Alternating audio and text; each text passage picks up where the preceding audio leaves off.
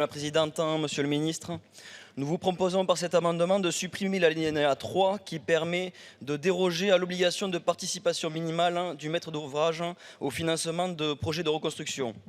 Avec votre mesure, les différentes subventions pourront financer directement 100% des travaux de reconstruction. Ces subventions, c'est l'argent des contribuables français pour rembourser les dégâts provoqués par les racailles des banlieues. Quel message terrible envoyer à tous les émeutiers! Cassez autant que vous voulez, l'État mettra de toute façon des milliards pour tout vous reconstruire. Non seulement ça, mais les enveloppes DETR, DSIL, FIPD et j'en passe, qui servent à financer des projets pour l'ensemble de nos territoires, vont être ponctionnées pour réparer les dégâts. En attendant, les communes rurales attendent depuis des décennies un plan massif d'investissement sur nos territoires. Elles n'arrivent bien souvent pas à obtenir les 80% de subventions, et quand bien même elles y arrivent, elles ne parviennent pas forcément à financer les 20% de fonds propres en tant que maître d'ouvrage pour leurs propres projets.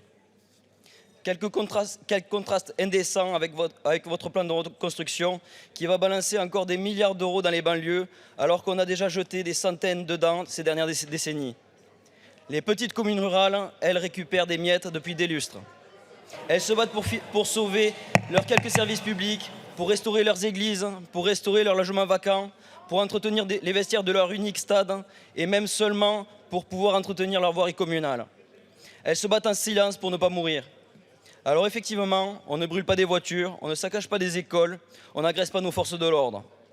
Mais monsieur le ministre, attention, parce que la coupe est pleine, et il y en a marre de payer toujours pour des personnes qui nous crachent constamment à la figure.